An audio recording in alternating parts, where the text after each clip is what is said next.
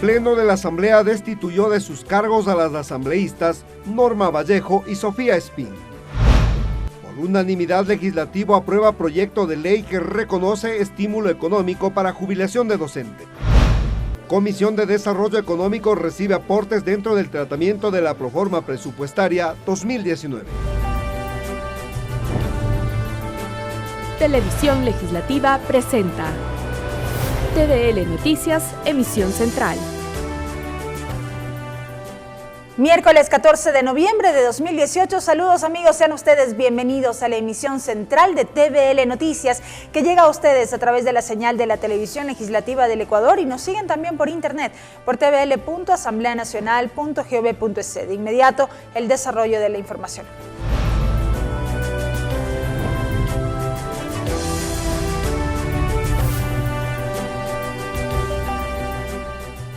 Lo dicho en los titulares, el Pleno de la Asamblea Nacional resolvió destituir a la asambleísta Sofía Espín, investigada por injerencia en la justicia. 94 asambleístas apoyaron que Espín pierda su condición de legisladora. Desde la bancada de la Revolución Ciudadana rechazaron el mecanismo de votación y anunciaron que acudirán a instancias nacionales e internacionales. Con 94 votos a favor, la asambleísta Sofía Espín fue destituida de su cargo por realizar actividades incompatibles a sus funciones, según lo estipula el artículo 163 de la Ley Orgánica de la Función Legislativa y según recomendó el informe presentado por la Comisión Multipartidista encargada de investigar el caso. El debate inició con el pedido del asambleísta Fernando Flores, quien solicitó la reconsideración de la forma de votación planteada en la sesión anterior, para dar paso a la destitución con 91 votos. El pedido fue acogido y fue el asambleísta de Sociedad Patriótica César Solórzano, quien propuso que se aplique la mayoría absoluta, es decir, 70 votos. Se ha juzgado de manera injusta a esta Asamblea Nacional. La moción fue aprobada, decisión que motivó la apelación de la presidencia por pedido de la asambleísta Gabriela Rivadeneira. Los temas tienen que ser llevados a debate. No, señora presidenta, no se equivoque. No era cambio del orden del día, no era nada más que rectificación que actúa igual en este caso como una reconsideración que obliga a abrir el debate. De inmediato, la titular del Legislativo argumentó el procedimiento. Usted no apela a la presidencia porque se vulnera ninguna norma procedimental. Usted apela como un recurso desesperado y absurdo para evitar una sanción. Así como un acto desesperado y absurdo fue la visita de un asambleísta que intentó influir en un testigo en un proceso judicial. Con 93 votos se rechazó el pedido de apelación. Previo a la votación que derivó en la destitución y tras vencer el plazo otorgado por el Pleno del Parlamento para que sustente su defensa, Sofía Espín insistió que se violentó el debido proceso.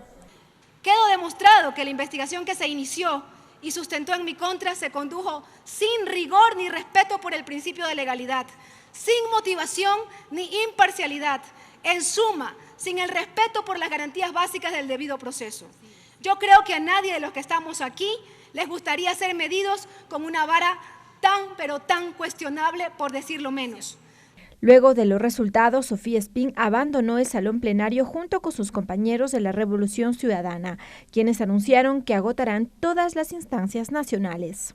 Y luego, ya existiendo antecedente en el cual el Ecuador ha sido sentenciado en Corte Interamericana, una vez que se vulneró sus derechos, primero por no haber tenido un acceso a un juicio justo, en segundo lugar por no haber tenido jueces imparciales, en tercer lugar porque no se valoró su prueba, es indispensable que luego de ello Sofía pueda iniciar acciones. A Sofía Espín se la acusó de injerencia en la justicia por supuestamente haber violado los protocolos para el ingreso del centro de reclusión en donde se encuentra Diana Falcón, testigo protegido dentro del caso Balda, y por haberle pedido que cambie su versión en el proceso. Lorena Espinosa, TVL Noticias. Misma suerte corrió la asambleísta Norma Vallejo, quien también perdió su condición de legisladora por gestionar cargos públicos. En su defensa, Vallejo denunció irregularidades. Tras un debate que superó las 2 horas con 89 votos, el Pleno de la Asamblea resolvió destituir a la asambleísta Norma Vallejo. El debate arrancó con el presidente de la Comisión Multipartidista, Eliseo Azuero, quien argumentó el proceso realizado desde la mesa legislativa, luego de recoger documentos y testimonios de los acusadores. Hasta la saciedad de que se cumplieron con todos los derechos constitucionales, con todos los prerequisitos que nos ordena la Ley Orgánica de la Función Legislativa. Ya en el momento de defenderse, la asambleísta Norma Vallejo cuestionó el trabajo de la comisión y aseguró que no existió sustento que demuestre que ella gestionaba cargos públicos. Entonces, ¿será procedente que ustedes sean víctimas de una destitución sin prueba alguna, solo con una versión? Analicemos. Hoy es Norma Vallejo, mañana puede ser cualquiera de ustedes. Sin embargo, en su defensa se tomó el tiempo para denunciar irregularidades en el despacho de la asambleísta Ana Galarza. ¿Cómo avala con su firma el registro de asistencia de su asesor Mayorga Enríquez Omar Iván y su asesora Alvarado Ulloa Carmen Victoria, si estos registros están firmados por la misma persona? Y esto con un examen grafológico va a ser demostrado. ¿Será que su esposo utiliza una tarjeta magnética que no le corresponde? Galarza se defendió. Yo puedo andar de la mano con mi esposo. ¿Y sabe qué? No hay ningún problema que él me acompañe a donde yo quiera que vaya. Él no es funcionario de la Asamblea. Y expuso ante el Pleno extractos de audios, videos y chats que demostraban que la legisladora cobraba porcentajes de los sueldos de sus trabajadores. Hay chats de WhatsApp notarizados, no copias simples. Hay transferencias bancarias notarizadas, no copias simples. Y está su propio audio. ¿Ha escuchado, mi linda asambleísta, que el pez cae por su propia boca? El asambleísta Fabricio Villamar, denunciante de Vallejo, fue quien mocionó la destitución. No se puede pedir plata en las instituciones públicas a los trabajadores, y menos todavía para que conserven sus puestos de trabajo. Con la destitución de Vallejo, quien podría ocupar su curul sería el exlegislador Fausto Terán, quien se ubicó como cuarto en la lista de candidatos por la circunscripción 3 de Pichincha por Alianza País en las elecciones del 2017. Esto sustentado en el artículo 187 del Código de la Democracia, que señala que en caso de ausencia o imposibilidad de asistir los alternos de los legisladores, la secretaria del órgano respectivo convocará a aquellos principales que sigan en la lista en el orden de votación. Lorena Espinosa, TVL Noticias. Y luego de la sesión, en declaraciones de prensa, la noche de este martes, la presidenta de la Asamblea Nacional, Elizabeth Cabezas, se refirió en torno a la destitución de las asambleístas Norma Vallejo y Sofía Espín. La titular del Parlamento sostuvo que las decisiones adoptadas la víspera en el Pleno demuestran que hay decisión política de depurar y erradicar malas prácticas. Escuchemos lo que fue su intervención.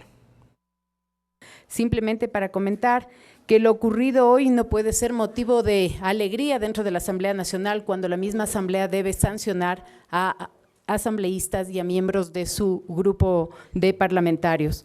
Sin embargo, se demuestra que hay una decisión política de depurar y sobre todo de erradicar malas prácticas que han sido frecuentes, según dicen muchos, en la Asamblea Nacional, que esperamos que realmente se corten y no se vuelvan a repetir. Me parece que ha sido una jornada muy importante en la línea de demostrar que hay unidad dentro de la Asamblea Nacional y que para estos temas existe coincidencia de objetivos. La institucionalidad de la Asamblea tiene que estar sobre todas las cosas y lo más importante es precautelar esa institucionalidad. Las dos votaciones que hemos tenido el día de hoy han sido totalmente legales y además han dado legitimidad a la decisión que hemos tomado y me parece que eso es bastante importante, más allá de las preocupaciones o de los comentarios que se han podido generar. Creo que hay que también comentar que en todo caso, pues a pesar de todas las amenazas que hemos recibido y de todas las presiones que han sido recibidas de parte de los diferentes asambleístas, ha habido una unidad recia y sobre todo esta voluntad política para tomar decisiones duras, pero que han sido importantes dentro de esta jornada. Esperamos realmente poder erradicar estas prácticas y que estas cruces de acusaciones se terminen de una vez cuando realmente hayan aclaraciones de por medio. No creemos que es justo para la institucionalidad de la Asamblea Nacional vernos inmersos permanentemente en estas coyunturas, relegando nuestras prioridades de legislación y de fiscalización que el pueblo ecuatoriano nos ha encargado. Hemos cumplido con responsabilidad esta jornada y estamos seguros pues que asumiremos a futuro todos los retos y los momentos duros como estos que nos ha tocado a nosotros asumir. Lo vamos a hacer con la misma rectitud y la misma energía que ahora lo hemos procesado. Se ha velado por el debido proceso y creo que eso es muy importante decirlo. Aquí se han considerado absolutamente todos los espacios de defensa que lo establece la ley y que establecen los mecanismos implementados en la Ley Orgánica de la Función Legislativa y de manera inmediata procesaremos las reformas de la Ley Orgánica de la Función Legislativa que son indispensables para que no existan estos vacíos legales que hasta cierto punto impiden procesar de manera rápida ciertas acciones y ciertos mecanismos que tienen que ser implementados en la Asamblea Nacional. Y seguimos revisando otros temas. El Pleno de la Asamblea Nacional escuchó las versiones de la exministra de Justicia, Lady Zúñiga, y de otros 3 exfuncionarios del Ministerio de Justicia sobre el caso Fernando Alvarado. Se espera que el Legislativo adopte una decisión en una próxima sesión. La exministra de Justicia del gobierno del expresidente Rafael Correa, Lady Zúñiga, acudió al Pleno de la Asamblea Nacional en el marco de comparecencias por el caso de la fuga del exsecretario de Comunicación Fernando Alvarado. Zúñiga presentó el informe de Contraloría sobre un presunto sobreprecio en la adquisición de los dispositivos electrónicos. Yo, en mis funciones de ministra, precautelando estas coordinaciones, ya suscribí un convenio y se estableció en este convenio las obligaciones que tenía el ECU también para garantizar el uso de esta plataforma. Recordó que estuvo al frente de esta cartera de Estado 6 meses, es decir, hasta mayo del 2017. ¿Cómo yo podría responder por cómo se implementó o cómo se recibió esa plataforma? Si había algún problema, correspondía, tal como establece el contrato, a el contratista, el Ministerio de Justicia y el ECU 911 dar solución o ejecutar las garantías que están vigentes en este proceso contractual. Luego fue el turno de la ex supervisora de turno del Ministerio de Justicia, Vanessa Mejía. Ella mencionó que su trabajo fue la vigilancia y seguimiento a las contingencias presentadas. Efectivamente, el 14 de octubre, en horas de la mañana, se notifica vía correo institucional de Quito que el dispositivo del usuario Alvarado cuenta con un cable de cargador usado, en mal estado. Mientras que Eliana Pacheco, ex supervisora nacional del Ministerio de Justicia, explicó cómo se administran las consolas para el monitoreo de los dispositivos de geoposicionamiento. El caso del usuario Alvarado Espinel no fue solicitado información de ubicaciones, rastreos.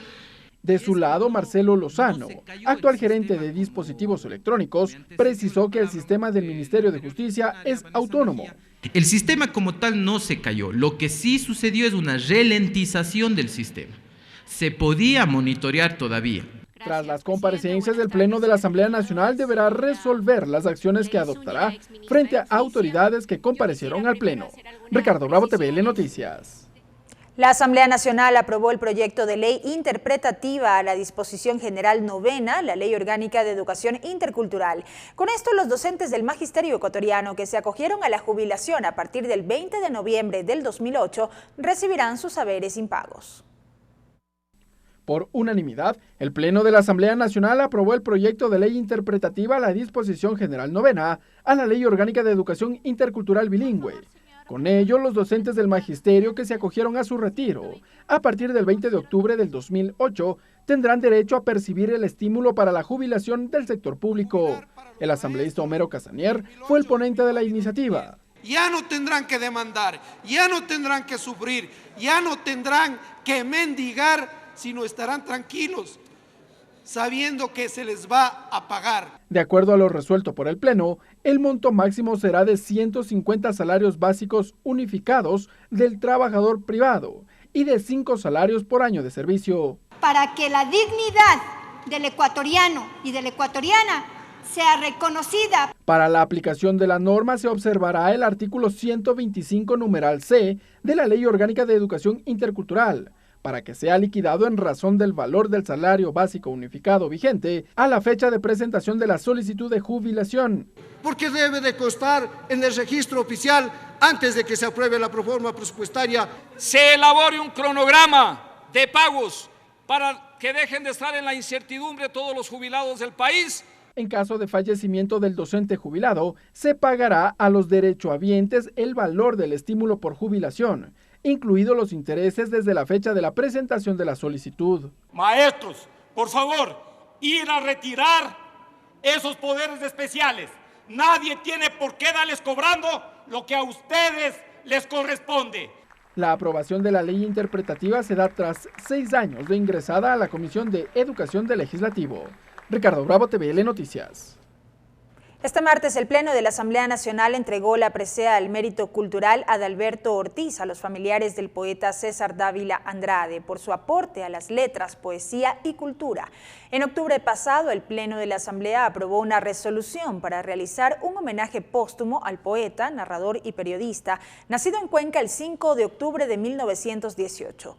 El sobrino de César Dávila, Jorge Dávila, leyó un fragmento de Carta a la Madre, donde destacó el significado del acuerdo legislativo y la condecoración. Dávila era muchas cosas. Era un poeta magnífico, realmente extraordinario. Luego leeré un par de textos como una especie de homenaje para ustedes. Era un cuentista soberbio, cuyos libros Abandonados en la Tierra, 13 relatos, Cabeza de Gallo y Los cuentos sueltos son un claro testimonio de su extraordinaria calidad como cuentista. Si a alguien le corresponde una distinción alta como la que ha otorgado esta mañana la Asamblea, es precisamente a él, aunque sea 51 años después de su muerte, 100 después de su nacimiento. Gracias a todos, muchas gracias y les felicito por esta hermosa decisión.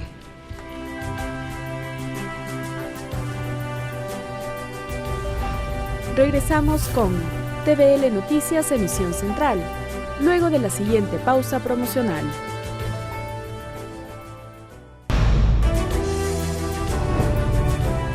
Continuamos con TVL Noticias, emisión central.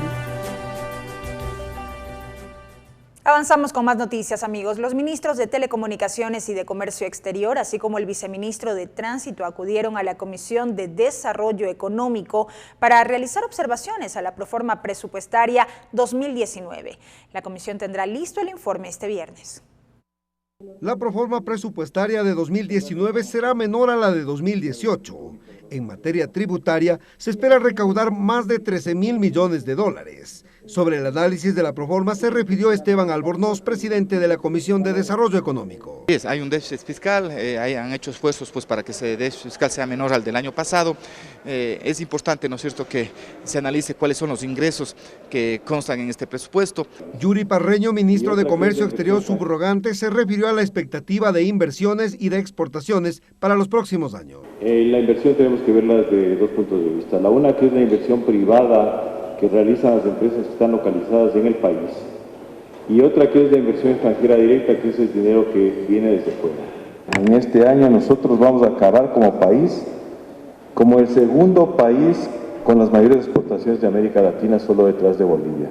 A la comisión también acudió Guillermo León, ministro de Telecomunicaciones. Sobre CNT señaló que se necesitan recursos para mantenerse al día y ser competitivos para así generar recursos para el Estado. La proforma presupuestaria presenta una reducción importante en gasto corriente y de inversión para las entidades del sector, producto de la optimización de los recursos, del recurso de talento humano y rubros de contratación, hecho que se concatena con la política de austeridad gubernamental. Ricardo Paula, viceministro de Transporte, manifestó que existe una reducción cercana al 75% del presupuesto para mantenimiento de la red vial estatal. La proforma del Ministerio de Finanzas aprobada tiene una reducción drástica de estos postulados.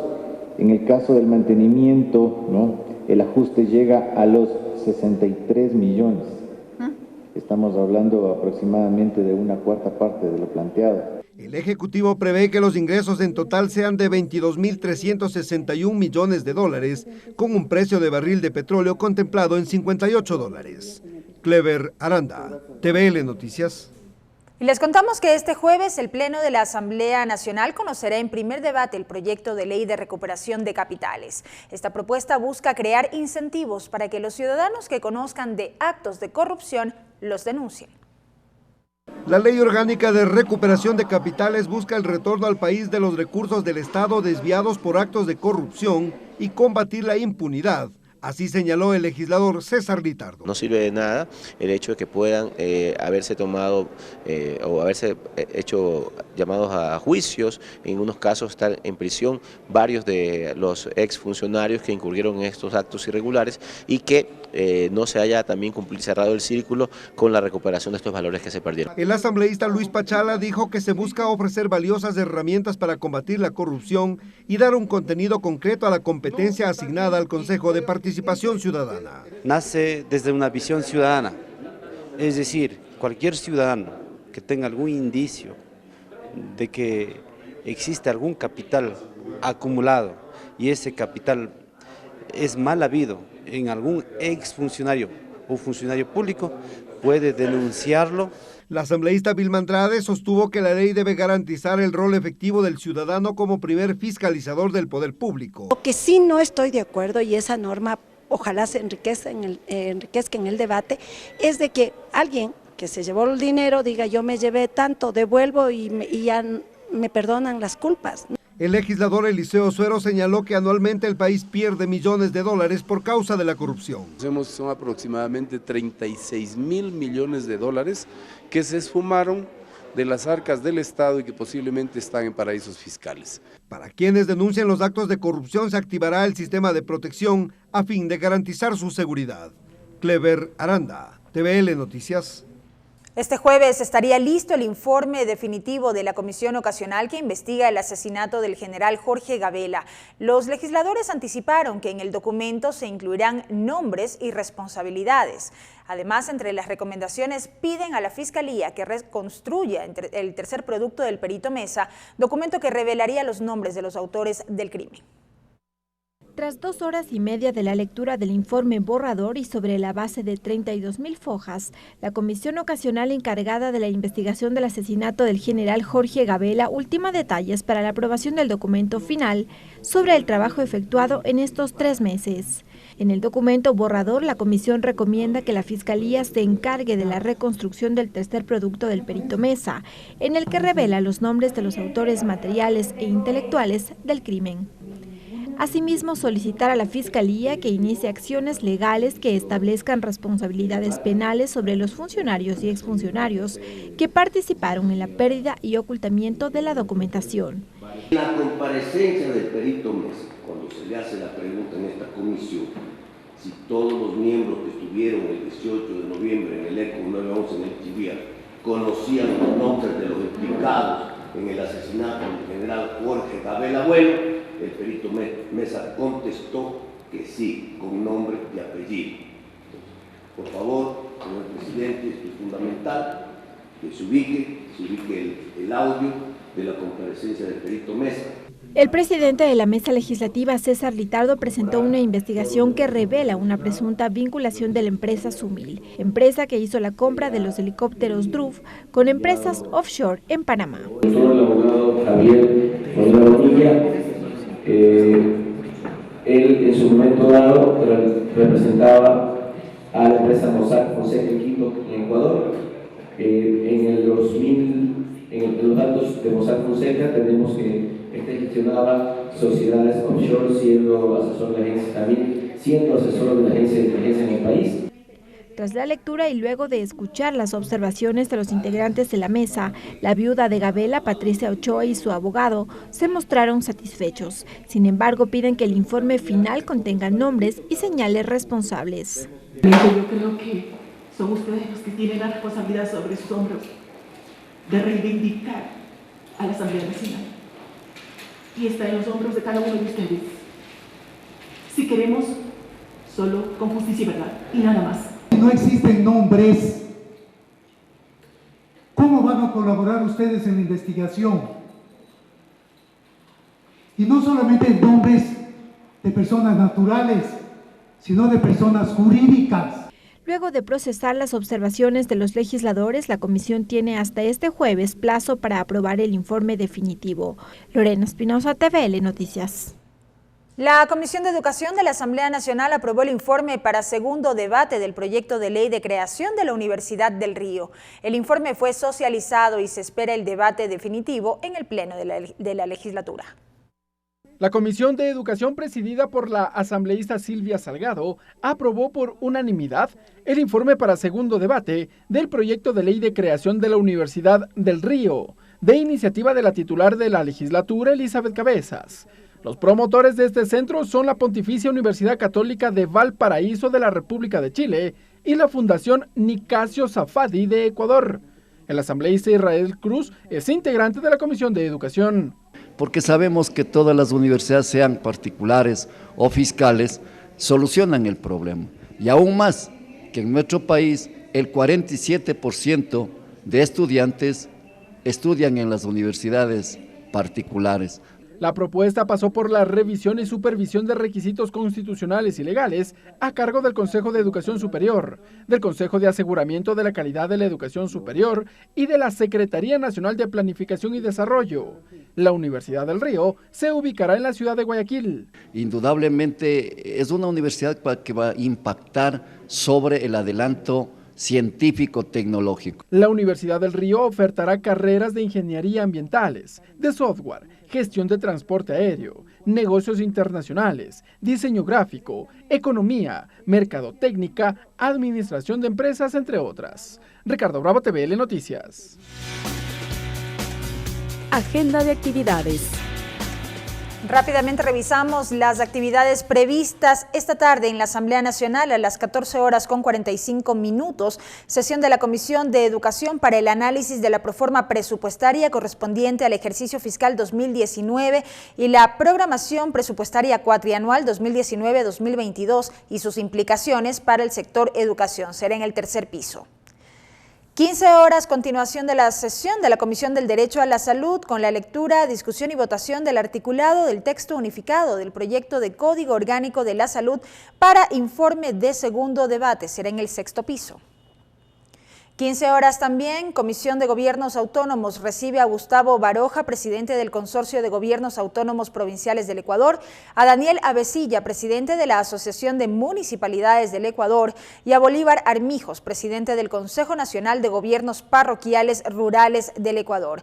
Esto en torno al tratamiento del proyecto de ley orgánica reformatoria al Código Orgánico de Organización Territorial, Autonomía y Descentralización. Será en el cuarto piso. Y a las 16 horas, sesión de la Comisión de Justicia en el marco del debate del borrador de informe para el primer debate del proyecto de reformas al Código Orgánico Integral Penal. Esta mesa recibe a la asambleísta Viviana Bonilla para que exponga sus comentarios y observaciones a la propuesta de tipificar ciertas conductas penales en contra de animales. También a la asambleísta Esther Cuesta para que exponga sus comentarios y observaciones a la propuesta de despenalizar el aborto en casos de violación. Será en el segundo piso. Concluye la emisión central de TVL Noticias, amigos. Gracias por habernos acompañado. Tengan todos una muy buena tarde. Televisión Legislativa presentó TVL Noticias, emisión central.